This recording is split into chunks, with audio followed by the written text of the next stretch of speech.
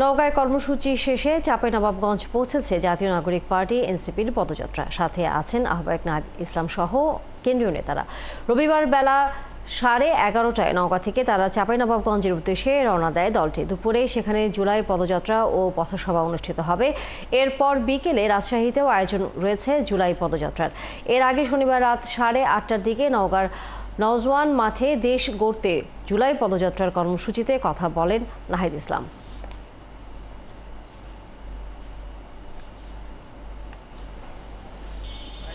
জুলাইয়ের 1 তারিখ থেকে শুরু হয়েছে এবং 64 জেলায় চলবে জুলাই 30 তারিখ পর্যন্ত।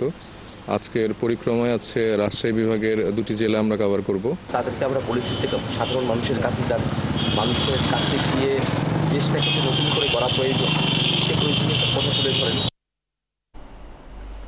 উত্তরবঙ্গে এনসিপির জুলাই পদযাত্রার 6ষ্ঠ দিনে নওগাঁ থেকে চাঁপাইনবাবগঞ্জে পৌঁছেছে বহর। এ নিয়ে আরও খবর নিয়ে যুক্ত হচ্ছেন সহকর্মী রাশেদ আনাইস। রাশেদ, এই মুহূর্তে পদযাত্রাটি কোথায় অবস্থান করছে? যদিও আমরা বলছিলাম যে চাঁপাইনবাবগঞ্জে পৌঁছেছে এই পদযাত্রাটি, সেখানে কি কর্মসূচি তারা পালন করবেন, নেতাকর্মীরা কোনো বক্তব্য দিয়েছেন কিনা, এবং পরবর্তীতে তারা আজকে এখানে অবস্থান করবেন নাকি আরও অন্য কোনো এলাকায় তারা যাবেন? তানিয়া, এই যে পদযাত্রা কর্মসূচি সেটি কিন্তু আজকে তাদের দিনের প্রথম কর্মসূচি। আপনি জানেন যে সকালবেলা থেকে যাত্রাপথ ছিল এবং সেইটি মোটামুটি দীর্ঘ একটি যাত্রাপথ ছিল। সেই দীর্ঘ যাত্রাপথ শেষে কিন্তু তারা চাঁপাইনবাবগঞ্জ এসে পৌঁছেছেন 1:45টার সময়। এরপর কিন্তু পদযাত্রায় তারা অংশ নেন। তারা কিন্তু এখন চাঁপাইনবাবগঞ্জের পুরো যেই সদরটি রয়েছে সেই সদরে প্রদক্ষিণ করছে। আমরা কিন্তু দেখছি যে নাসির উদ্দিন পাটোয়ারি তিনি স্লোগান দিচ্ছেন এবং কথা বলছেন। তার পাশে কিন্তু হাসনাত আব্দুল্লাহ দাঁড়িয়ে রয়েছেন এবং এই যে কর্মসূচি সেই কর্মসূচিতে একবারে সামনে যারা দাঁড়িয়ে রয়েছেন তারা কিন্তু নারী নেত্রীরা দাঁড়িয়ে রয়েছেন। সামান্তা শারমিন আছেন, আমি সামান্তা শারমিনের সাথে কথা বলবো। ইতোমধ্যে আপনারা 10টি জেলা ঘুরে ফেলেছেন, 11 নম্বর জেলা, কি বলবেন? আমরা আজকে বিকালবেলা দুপুরবেলা এসেও চাঁপাইনবাবগঞ্জে উপস্থিত হয়েছি। আমাদের আগের জেলাগুলোতে অভূতপূর্ব আমরা সাড়া পেয়েছি এবং আমরা যে মেসেজগুলো দেওয়ার চেষ্টা করছি সেটা হচ্ছে এই মুহূর্তে বিচার আর সংস্কারের প্রশ্নটাই আসল এবং জুলাই সনদ ঘোষণাপত্রের বিষয়ে সকলকে আমরা বলছি এবং 3 আগস্ট ছাত্র জনতার পক্ষ থেকে এবং এনসিপি সহ সকল রাজনৈতিক দল ঘোষণাপত্র প্রণয়ন করবে। আক্তার হোসেন আছেন সদস্য সচিব, একটু যদি বলেন আজকেরটা একটু দীর্ঘভাবে শুরু হলো, মানে এখন থেকে প্রথম কর্মসূচি শুরু হলো, কি করবেন? আমরা জুলাই পদযাত্রার 6ষ্ঠ দিনে আজকে চাঁপাইনবাবগঞ্জে এসেছি।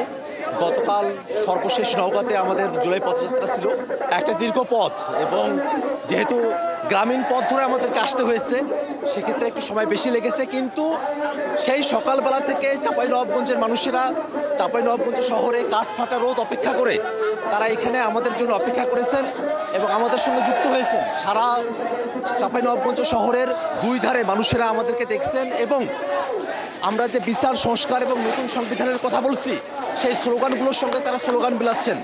আমরা আশাবাদী যে বাংলাদেশের একেবারে ঢাকা থেকে অনেক দূরের একটি জেলা যেখানে জাতীয় নাগরিক পার্টি এনসিপির বার্তা পৌঁছে গেছে, অসংখ্য মানুষ জাতীয় নাগরিক পার্টি এনসিপির সঙ্গে যুক্ত হওয়ার মনোবাসনা প্রকাশ করছেন।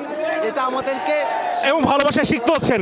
নাহিদ হোসেন আছেন, আমি যদি নাহিদ ইসলামের সাথে যদি একটু কথা বলি, কেমন লাগছে? আমরা পদযাত্রা করছি, চাঁপাইনবাবগঞ্জে এসেছি, মানুষের অভূতপূর্ব সাড়া পাচ্ছি, সমর্থন পাচ্ছি। কি মনে হচ্ছে এই যে ভালোবাসা শিখতে হচ্ছেন সবার, ঢাকা কেন্দ্রিক দলকে এখন বাংলাদেশ কেন্দ্রিক দল মনে হচ্ছে? অবশ্যই জাতীয় নাগরিক পার্টি এই পদযাত্রার মধ্য দিয়ে একেবারে তৃণমূলে পৌঁছে যাচ্ছে, মানুষের অংশগ্রহণ, মানুষের আশা আকাঙ্ক্ষার কথা জানতে পারছে। শুভকামনা রইল। কথা বলছিলাম, আপনি দেখছেন যে পদযাত্রাটি কিন্তু এখন চাঁপাইনবাবগঞ্জ প্রদক্ষিণ করছে এবং অল্প কিছুক্ষণ পর তানিয়া প্রশ্ন করেছিলেন রাজশাহীতে তারা যাবেন এবং রাজশাহীতে একটি পদযাত্রা এবং পথসভা কর্মসূচি হবে। তানিয়া, নিশ্চয়ই আমরা তখন আবার ফিরে আসবো আপনার কাছে। দর্শক, সহকর্মী রাশেদ আনিস ছিলেন আমাদের সাথে এতক্ষণ এনসিপি যেই জুলাই পদযাত্রা করছে সারা দেশ জুড়ে তার খবরাখবর নিয়ে।